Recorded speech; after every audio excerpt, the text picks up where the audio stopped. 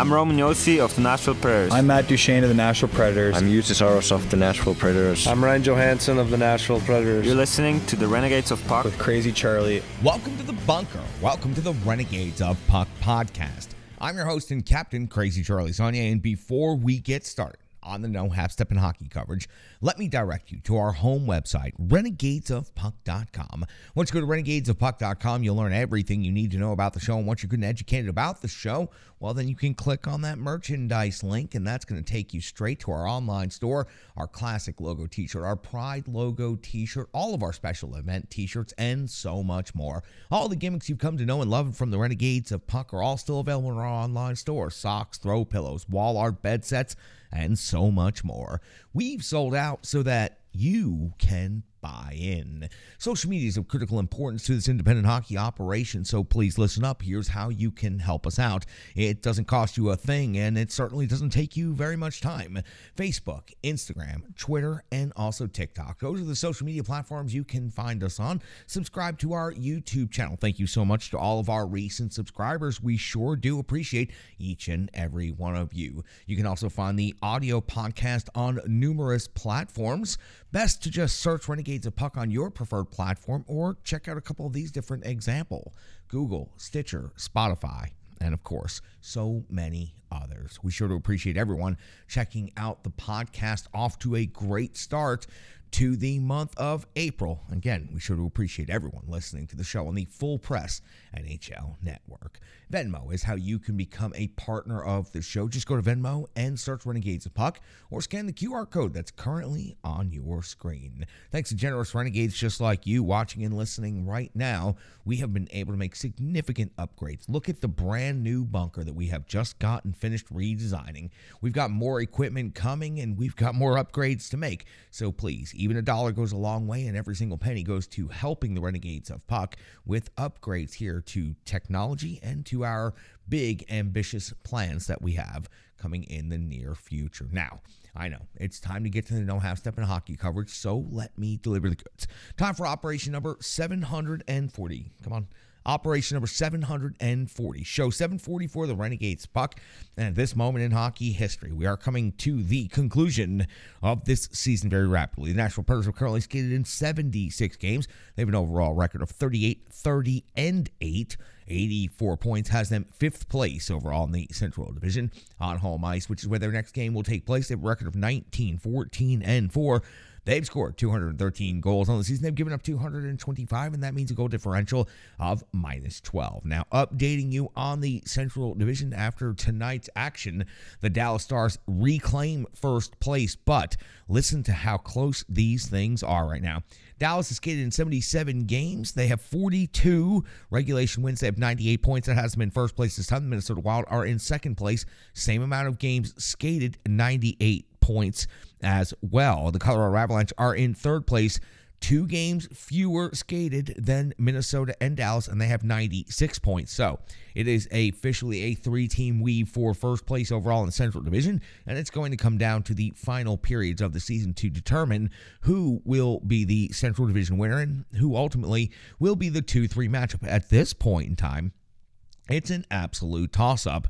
The Winnipeg Jets are still very much in the playoff picture, but not in the division. They are very much in the playoff picture in the wild card. They are fourth in the Central. They have 89 points. Nashville Predators are fifth with 84 points. St. Louis now is at little E. Arizona, Chicago also with little E's next to their name, which means their season is now come to its conclusion. Now, that gets you caught up on the Central Division, but the wild card, where the Nashville Predators are still alive, it is getting longer and longer of a shot each and every point lost, but the Nashville Predators are still very much alive. Seattle's the number one wild card holder right now with 90 points, and that's where they are going to remain in the wild card race. The Pacific Division is all settled, and it is decided over there. So Seattle, 90 points. Winnipeg is at 89 points. Calgary, first team on the outside looking in, is at 87 points, and then the Nashville Predators are at 84 points. So the Preds, 5 points out of a wild card spot and would have to displace Calgary and Winnipeg or Seattle to get themselves in. Now,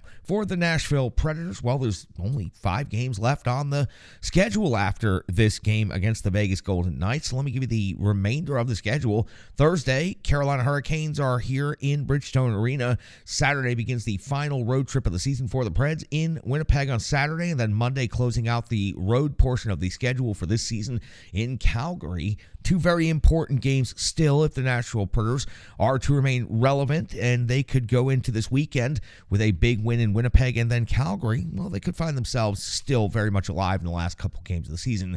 Coming into the 13th of April, the Nashville Predators will welcome Minnesota into Bridgestone Arena, and on the 14th, we'll close out the regular season schedule versus the Colorado Avalanche. For the Nashville Predators, this is the final regular season meeting against the Vegas Golden Knights.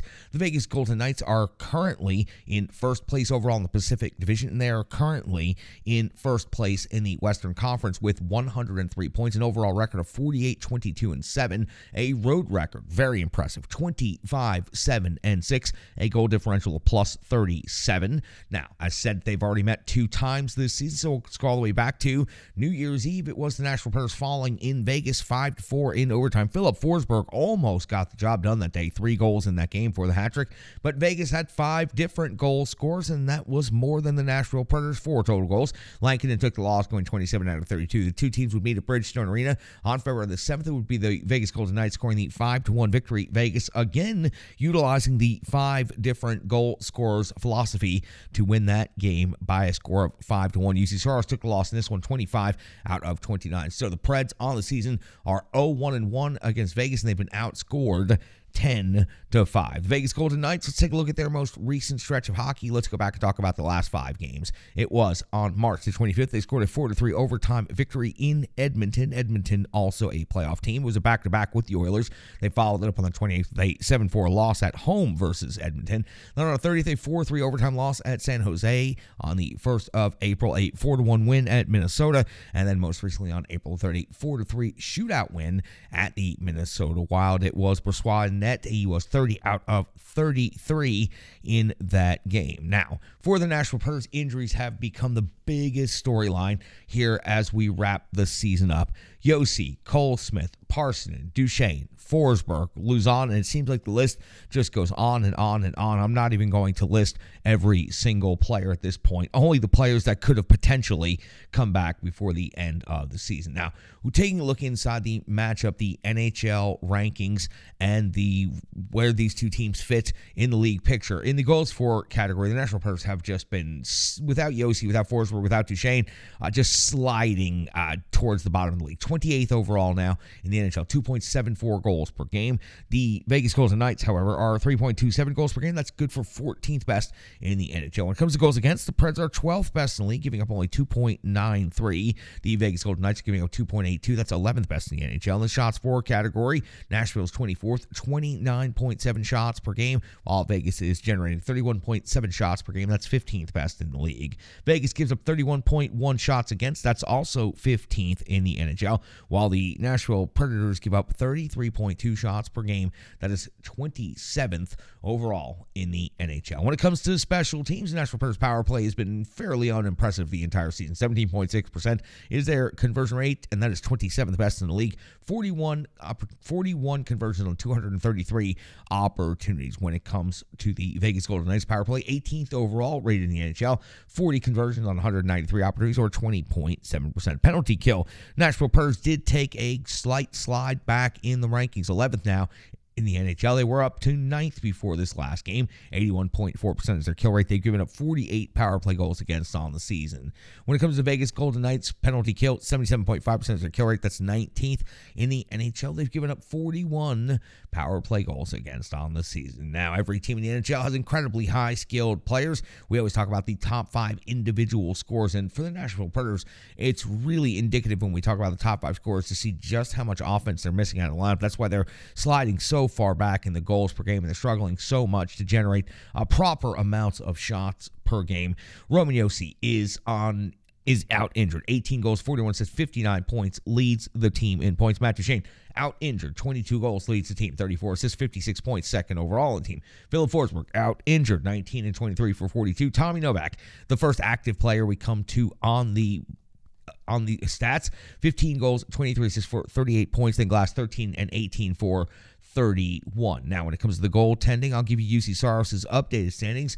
30, 22, and 7 is his record, a .916 save percentage, 2.76 goals against average. He played in the first night of back-to-backs. In the second night of back-to-backs, we expect it to be Lankinen versus the Vegas Golden Knights. He has a record of 8-7-1, a .917 save percentage, a 2.72 goals against average. Now, when it comes to the Vegas Golden Knights, Eichel leads the team in scoring, 27 goals and 36 assists for 63 points. Stevenson, 14 and 45 for 59. Marchessault, 26 and 28 for 54. Smith, 24 goals, 28 assists, 52 points. And Carlson, 14 and 37 for 51. These particular players typically do very good against the Nashville Predators. Thompson in net, 21, 13, and 3.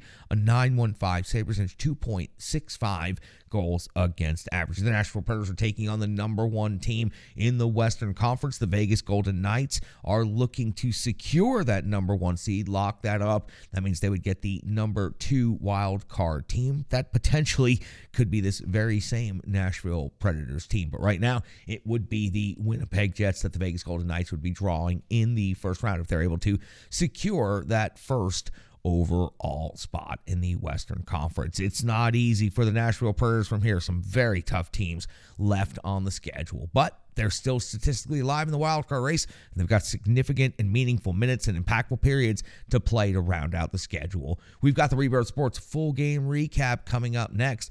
We have got to go back and we have got to talk about the Nashville Predators' most recent game against the Dallas Stars, right here on the Renegades of Puck podcast. Hockey players are as unique as the game itself, and your uniform should be tailored to fit you. Rebirth Sports is your sports apparel tailor. From shells, bags, warm-ups, hats, hoodies, branding, and more, let Rebirth Sports be your custom hockey tailor. And don't forget to tell them they do more than just hockey. Rebirth Sports on Facebook, Twitter, and Instagram. Rebirth Sport, a match made in hockey.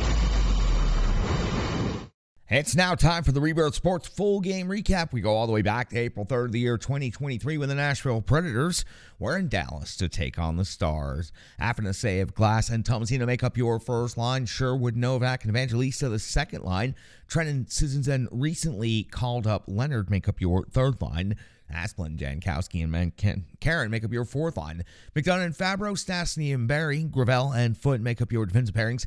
And UC Saros gets the start on the first night of back-to-backs in Dallas. We're only 45 seconds into the game, and it's Wedgwood coming up with a save on Leonard. It's the first shot on goal of the game. 1:05 into the first period. Saros comes with a save on Robertson's, his first touch of the game at 1:54 of the first period. Dellandrea appears to put the puck in the net off of the rush. Dellandrea separated from Novak and scores off of the rush. It was challenged for offsides, and it was overturned. No goal for the Dallas Stars. But at 4:21 of the first period, it is Rupe Hintz with his 35th goal of the season that now does give Dallas that 1-0 lead. It was Robertson with the low-high setup to the slot, and a great finish by Hintz. Again, his 35th goal of the season. UC Saros then going to work for the majority of the rest of the period. 7:55 of the first period. Saros a save on Glendening. 9:03 a save on Heiskanen. At 11:10 Saros comes with the save on Miller. And the difference in the period here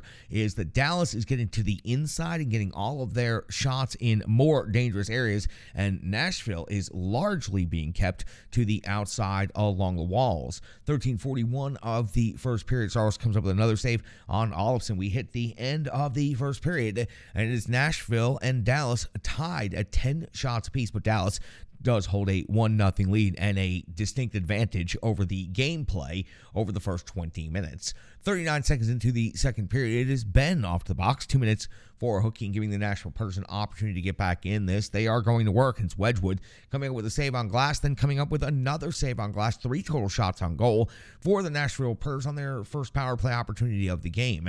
At 5:01 of the second period, Wedgwood comes up with a save on Fabro, and at this point, due largely to the power play, the Nashville Predators are out shooting Dallas 5-0 in the period after 5 minutes. At 6:37 of the second period, Gravel is off the box 2 minutes for tripping. The Preds would not give up a single shot on goal. Their top 10 penalty kill unit in the NHL was just simply outstanding here in this first opportunity. 8:48 of the second period, Wedgwood comes up with a save on Gravel's breakaway, straight out of the box and straight down to the net.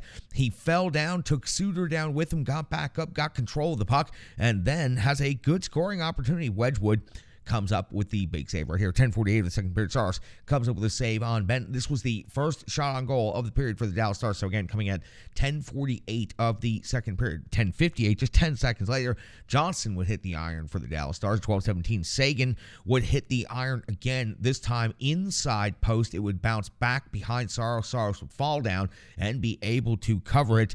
Really, really highly pretty crazy that Sagan missed the empty net right here and hit the inside post.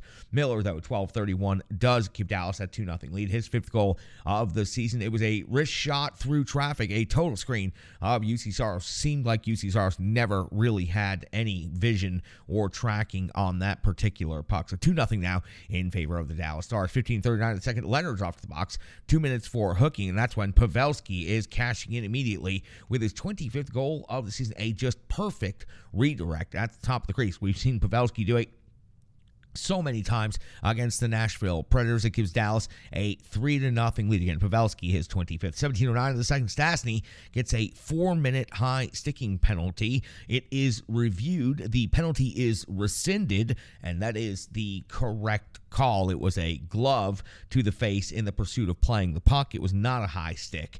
The shots on goal at the end of the second period. Nashville is out shooting Dallas 19-15, but it's 3-0 in favor of the Stars. Again, the Stars with only 5 shots on goal in the second period, but they make 2 of them pay and go in. 3:37 in the third period. It's Barry. He's off the box for tripping. This Nashville Predators penalty kill unit is just absolutely outstanding. 0 shots on goal against again by the Dallas Stars. 7:10 of the third period. Stars comes with a save on Robertson off of the rush. Man, that guy is truly a great hockey player that does not get enough headlines. 8:27 of the third period. Fabro's off to the box. 2 minutes for high sticking now. While the penalty was being called, there was a scrum that broke out along the bench, so we missed what started the initial situation. Looks like Domi and Evangelista maybe we're getting into a bit of a chirping match over there, but it ends up with some matching minors after everybody's separated. Still, Dallas finds themselves on the power play, and that's where Robertson is picking up his 43rd goal of the season. It was a wrist shot from the circle,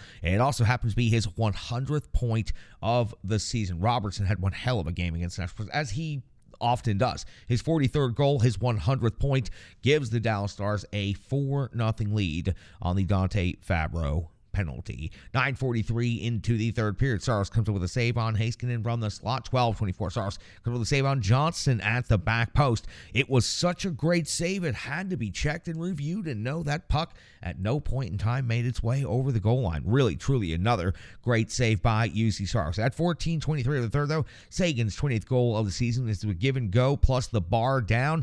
Dallas goes 5-0 on a play that looked rather globetrotter-like. That was a smooth scoring play there by the Dallas Stars. 5-0 now in favor of Dallas. At 15:10 of the third period, Foote removes the shutout from Dallas's future, and it was a fun-time garbage goal from the circle. He found the loose puck, he got to it, he fired, and that's his first goal as a Nashville Predator. Congratulations to Cal Foote for that. His second goal overall on the season. He had one with Tampa before getting traded to the Nashville Predators, but at this point in time, this goal is not going to make any difference other than breaking up the shutout for Wedgwood. 16:38, Harley would go off to the box, 2 minutes for interference. The Nashville Predators would have some good pressure on that power play, but they would be unable to get the puck past Wedgwood. Wedgwood might have made 1 or 2 of his best saves in the entire game in that sequence. Your final is 5-1. Dallas defeats Nashville in this game. They end up Nashville ends up out shooting Dallas 27-25, largely because of that last minute power play and that last couple of shots there. So the Preds outshoot Dallas by 27-25, but lose 5-1. And now Dallas sweeps the regular season series against the Nashville Predators. So one of the main reasons the Dallas Stars may go on to win the Central and be the possible number 1 seed in the Western Conference is because of the work they've done against this Nashville Predators team. The Nashville Predators now go 0-4 on the season against the Dallas Stars, and they were outscored 17-5. 17-5 on the season. So the Nashville Predators fall to the Dallas Stars. Not much of a rivalry this season. They'll have to pick things up again next year. That's going to do it for the Rebirth Sports full game recap. We've got stats, analysis, the Renegades of Puck box score, and so much more coming up next, right after these messages on the Renegades of Puck podcast. Hello, hello, hello. I'm Tracy, owner-operator of Strong Style Fitness. And that's me and my training assistant, Rizzo. And we are here to bring you fitness that meets you where you are by offering circuit classes, bar-inspired classes, Tabata workouts, boot camps, guided stretching, and more, all taught by a certified personal trainer, me.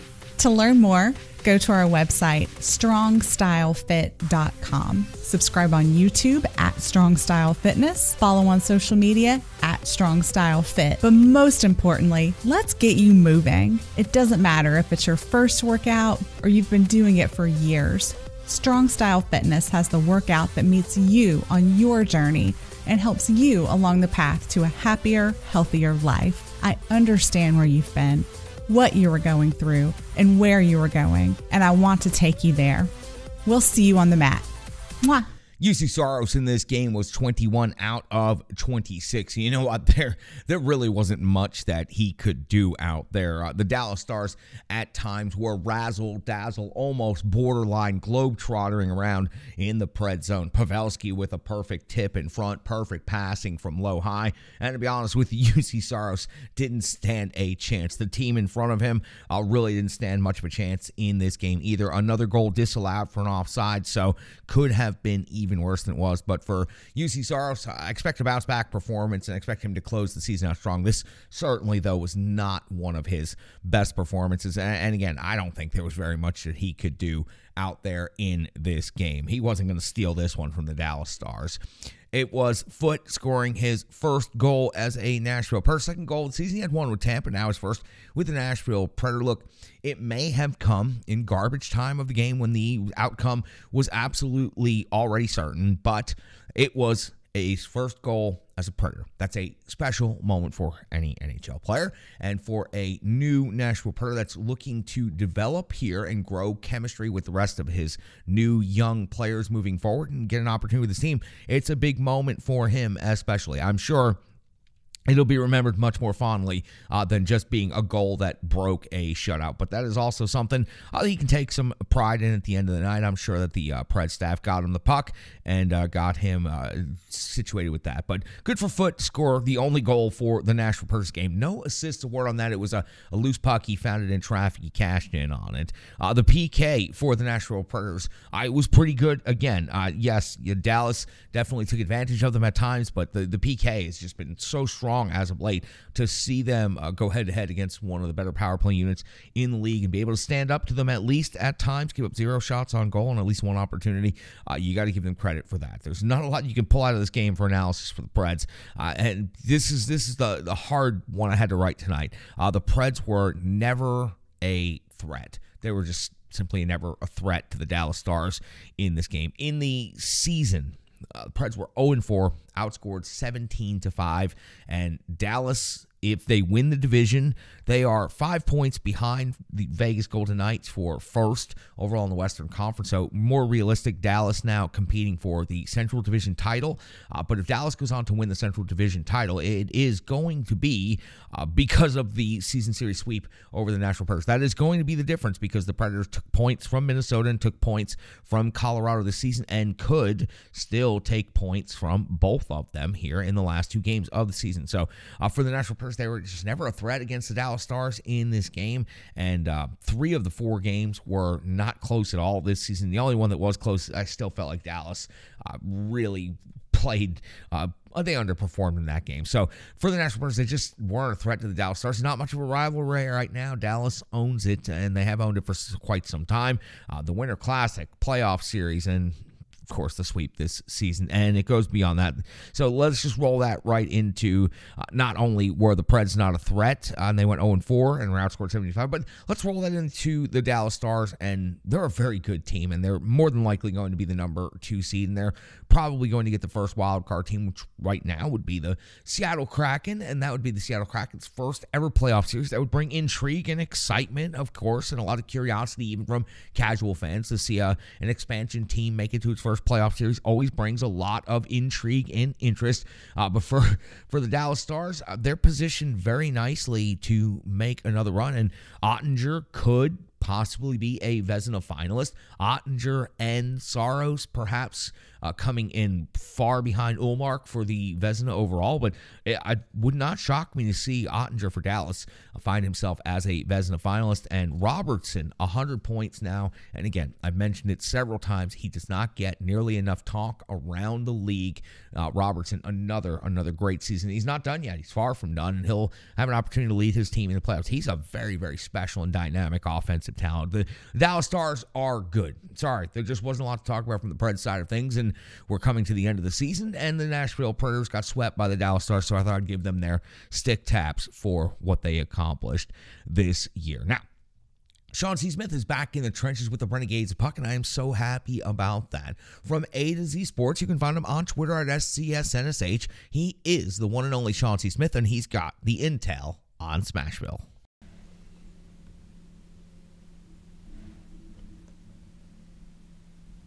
Thanks, Charlie. Hey, Renegades. It's Sean Smith, and we're going to talk a little bit about the Preds' loss to the Dallas Stars. It really sucked. Renegade, that's about all I got. So, Charlie, I'm going to send it back over to you. The digital environment can be quite intimidating, time-consuming, and cumbersome, especially with all those other areas that need attention at your business, and that's why Stripe Digital Solutions is here to help. I know, because that's exactly what Stripe Digital Solutions did for me and the Renegades of Puck. From designing my home website and helping me create my merchandise to special event posters, brand building, and social media management. But it's not just that, it's so much more. Stripe Digital Solutions has helped me every step of the way. From startup to full-time operation, Stripe Digital Solutions has been there to assist and advise every single step of the journey. In today's fast-paced world, the path to success is having a strong digital partner, and nobody is better in the trenches than Brandy and Stripe Digital Solutions. Get the solution before it's even a problem with Stripe Digital Solutions. You know, when it comes to the box score, there's just really not a lot to talk about. Offensively, we have one goal in the game. It was scored by Cal Foote. There were no assists awarded, so only 1 point. The defense carries 100% of the goals and the points in this game. That is unusual, but only scoring one goal, not having any assists awarded, that is also highly unusual. But without Yossi, without Duchesne, without Forsberg, it has become more normal and regular for this Nashville Predators team. That's unfortunate, but the Nashville Predators are doing the best that they can out there. They just don't have the offensive punch right now, especially against these better teams. Yes, they punch on the Buffalo and St. Louis and some of these really bad teams when they start playing these better teams in the NHL, and I think we're going to unfortunately see them exposed quite a bit more over the remaining games on the schedule, depending on how the teams decide to play it out. When it comes to shots on goal, Glass led the team in shots on goal with 4. Several other players with 2, but Glass, nice job there with 4 shots on goal in this game when the Predators had an overall fairly light night on shots. Block shots, Foote led the team with 3 block shots. McDonough second on the team with 2 block shots. So Foote scores the only goal in the game and leads the team in block shots. Sherwood, 6 hits in this game, led the Nashville Predators in the physical element of things. McCarron was second with 3. Not much physical play outside of that, and only a couple of scrums during this entire game. Unusual for these particular rivals, and considering how much they've had over the years between them, but 2 totally different teams now.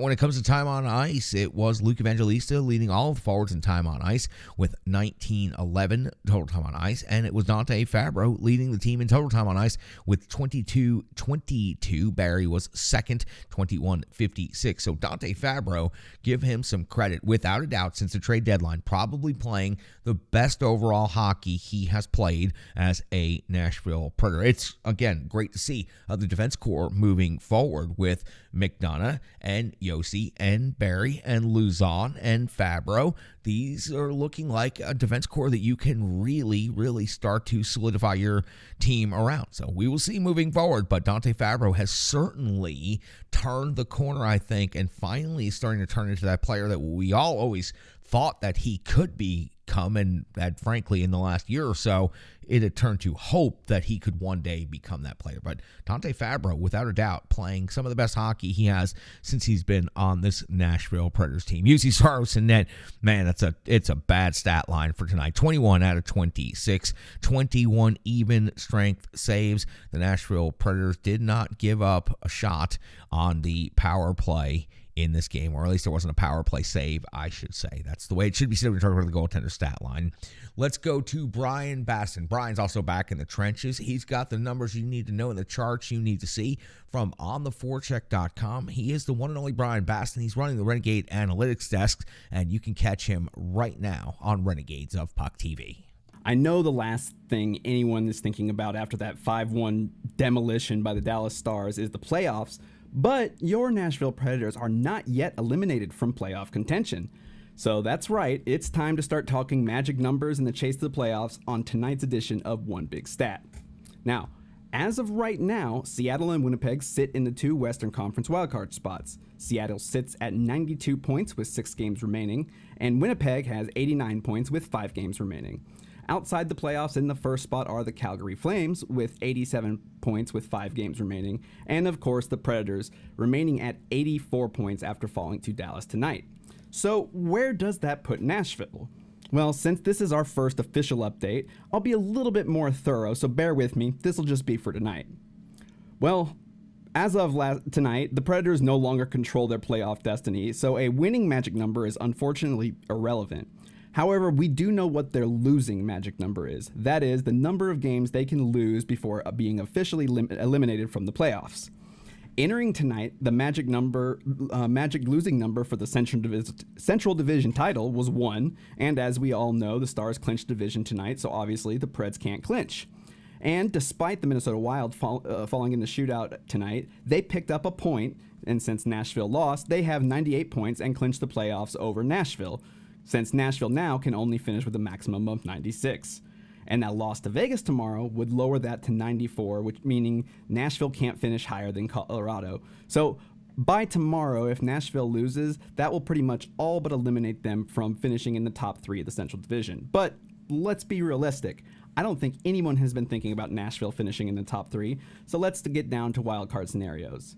Any combination of either 2 Seattle wins or 2 Nashville losses means the Kraken will finish higher than Nashville, and with a game in hand on the Preds, that's likely going to lock the Preds into the final wildcard spot at number 8 if they have any hope. And that could happen as early as tomorrow with both teams in action. So that brings us down to the race with Winnipeg and Calgary, and folks, it's not looking great. Despite having a game in hand on both teams, the 5-point deficit to the Jets and the 3-point deficit to the Flames may be insurmountable. First, let's look at Calgary. They sit at 87 points and can get to a maximum of 97, which is 1 point higher than Nashville can make.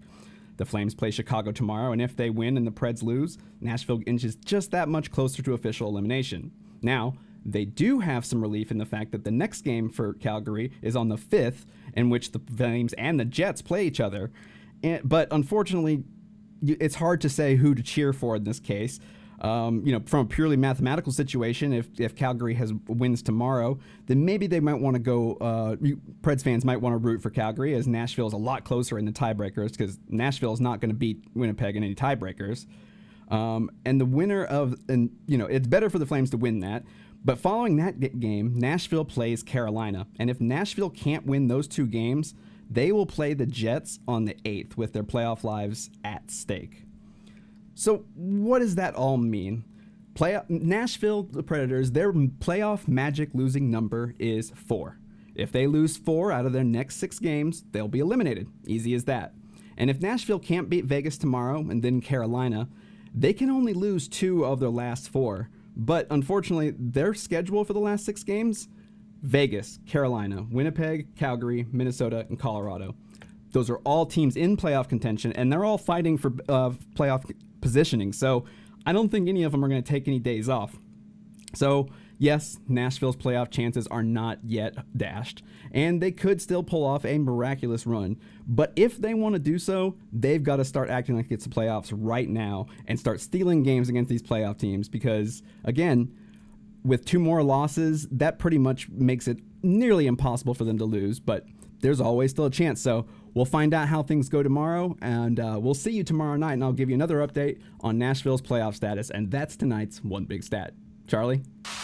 I'm Crazy Charlie Saunier, captain of the Renegades of Puck. I'm also tired of the cold, tired of the dark, and tired of being landlocked. I'm also willing to bet that I'm not the only one who could use some sun, fun, and time in paradise with friends. That's exactly why I called our great friend Pete Weber. He told me, call Ships and Trips Travel, and now we're all going to Mexico. That's right, Renegades of Puck, July 15th to the 20th of 2023. Dreams Vallarta Resort in Puerto Vallarta is the destination to hang with Pete Weber in paradise. To join Pete and the Renegades of Puck in Puerto Vallarta, go to www.shipsandtripstravel.com. That's shipsandtripstravel.com and just click on the ROP on vacation tab. Don't stay landlocked. Join the Renegades of Puck in paradise, July 15th to the 20th, 2023 in Puerto Vallarta. Pete Weber, the Renegades of Puck, and you. It's time to ditch those skates for flip-flops and fun in the sun. Just a quick update before we get out of the bunker tonight on the Renegades of Puck Hockey Club. Now,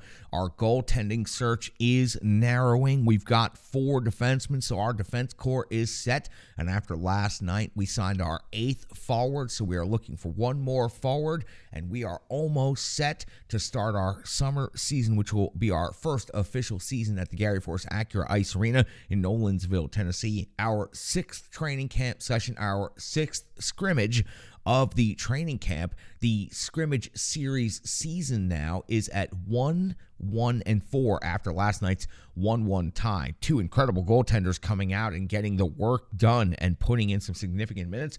It was Big Bryce Levette out there on forward for us, playing right wing, picking up the only goal for the Renegades of Puck in the game. I played a significant amount of minutes out there on the blue line, really getting better at skating, backwards positioning, zone entry denials, and making sure when I do get a hold of the puck that it gets over the blue line, gets out of the zone. You got to make sure you get that puck out, completed those passes into the neutral zone, and start the offense going the other way. So Renegades of Puck Hockey Club is starting to come together. Stick taps to VJ Muller for coming out and playing goal for the Renegades of Puck. If VJ is available to play for the team full-time, I would love to have VJ Muller as our starting netminder. Skip is coming a long way over there on the left wing. Great to see Chris Brady, old school power forward. I know he told me that means, so you're saying I'm old. No. Yes and no, Chris. You're great. That's what I'm saying.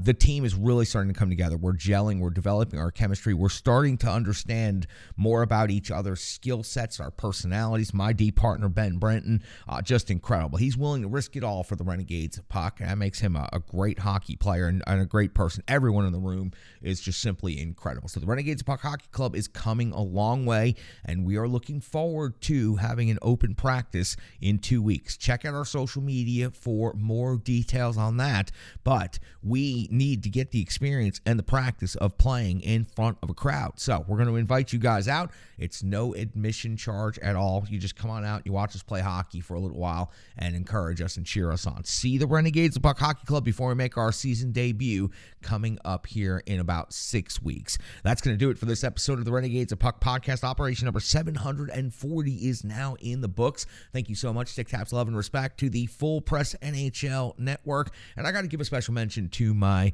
good friend Justin at Broken Controller Media up there in Minneapolis, taking such good care of the show. You have to have strong digital partners between Stripe Digital Solutions and between Broken Controller Media. I have the utmost confidence that everything we are doing when it comes to the podcast, when it comes to the visuals, that everything is absolutely perfect. So I sure do appreciate what they do as partners to help the show get out to where it needs to go and to help the show look as good as it needs to look. And we've done a lot of upgrades on the show as of late. So I just wanted to take a quick mention behind the scenes of how hard the crew is working. we're so excited and so proud of what we're accomplishing here with the Renegades of Puck podcast. That's going to do it. We got another show tomorrow night, so let me let you guys get out of here, digest and consume this particular operation. Get yourselves all set and prepared.